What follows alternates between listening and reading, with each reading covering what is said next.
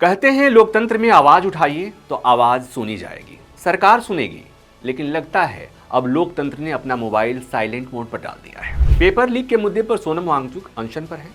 दिल्ली के जंतर मंतर पर सोनम के साथ कई और युवा आमरण अनशन कर रहे हैं, लेकिन दिल्ली की राजनीतिक गलियारों में ऐसी शांति है कि मानो कुछ हुआ ही ना हो। सरकार की तरफ से सन्नाटा है। ऐसा नहीं है कि सरकार के पास समय नहीं है, समय है, लेकिन शायद सरकार की प्राथमिकताएं कुछ और हैं। उधर अनशन चल रहा है, इधर सत्ता की राजनीति अपनी रफ्तार से चल रही है। गांधी के इस देश में जहां कभी सत्याग्रह सिर्फ एक शब्द नहीं बल्कि सत्ता को झुकाने की ताकत हुआ करता था, आज उसी देश की धरती पर एक वैज्ञानिक पिछले 18 दिनों से भूख हड़ताल पर बैठा है और सत्ता की चुप्पी पहले से कहीं ज्यादा भारी, ठंडी और असंवेदनशील लग रही है।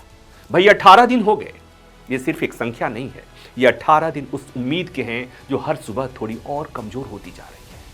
ये 18 दिन उस शरीर के हैं जो हर गुजरते दिन के साथ टूट रहा है, और ये 18 दिन उस लोकतंत्र के हैं जिसकी संवेदनशीलता पर हर दिन एक नया प्रश्न चिन्ह लग रहा है। हजारों छात्र उनके समर्थन में खड़े हैं। 20-25 युवा तो खुद अपनी पहचान, अपना भविष्य, अपनी सेहत सब कुछ दांव लगाकर उनके साथ भूख हड़ताल पर बैठे हैं। ये वो बच्चे हैं जो कल इस देश का भविष्य बनाने वाले हैं, लेकिन आज वही भविष्य सड़क पर बैठा है और वर्तमान सत्ता खामोश है। क्या ये बच्चे इस देश के नागरिक नहीं हैं?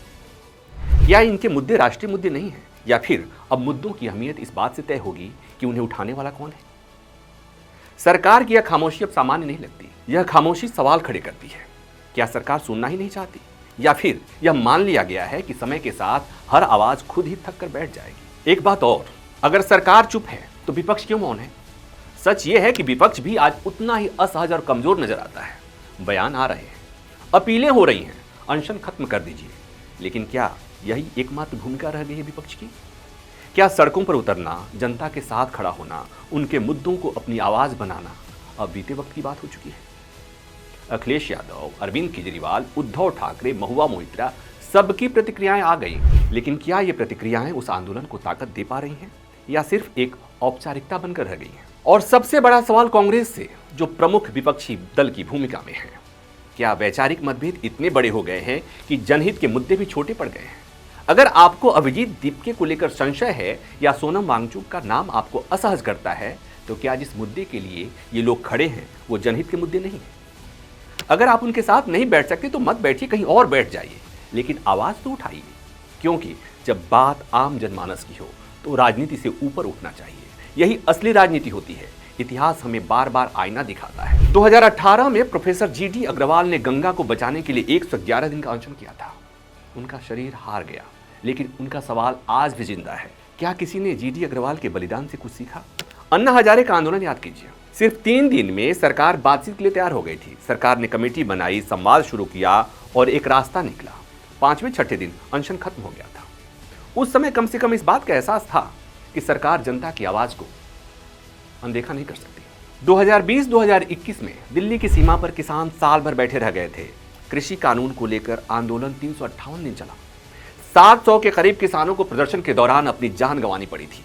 तब जाकर सरकार गंभीर हुई थी। विवादित कृषि कानून वापस हुआ। क्या हर बार जनता को इतनी ही बड़ी कीमत चुकानी पड़ेगी? क्या हर आंदोलन को अपनी बात मनवाने के लिए बलिदान का स्तर पार करना जरूरी हो गया है? आज सोनम वांगचुक की गिरती हुई सेहत सिर्फ एक व्यक्ति की कमजोरी नहीं दिखा रही, यह एक सिस्टम की संवेदनहीनता को उजागर कर रही है।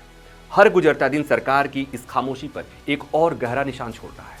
और मीडिया इस पूरे घटनाक्रम में शायद सबसे ज्यादा निराश करने वाली भूमिका मेन स्ट्रीम मीडिया की है। जहां सवाल उठने चाहिए वहां सन्नाटा है, जहां बहस होनी चाहिए थी वहां ध्यान भटकाने वाली खबरें।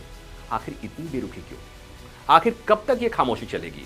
कब तक आवाजें यूं ही दम तोड़ती रहेंगी? कब तक सत्ता अपनी जिम्मेदारी से बचती रहेगी और विपक्ष अपनी भूमिका से? इसलिए इस आंदोलन का भविष्य केवल सोनम वांगचुक के संकल्प पर नहीं, बल्कि सरकार की संवेदनशीलता, विपक्ष की सक्रियता और जनता की भागीदारी, तीनों पर निर्भर करेगा।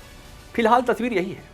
एक तरफ भूख हड़ताल, दूसरी तरफ राजनीतिक चुप्पी, और बीच में लोकतंत्र शायद खड़ा होकर यही पूछ रहा है, क्या मेरी घंटी किसी को सुनाई दे रही है?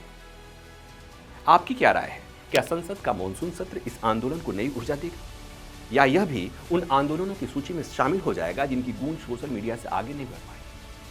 आप अपनी राय कमेंट में दीजिए, और हाँ, अगर ये वीडियो पसंद आए तो इसे लाइक कीजिए, शेयर कीजिए और अनकोट को सब्सक्राइब भी करना है। धन्यवाद।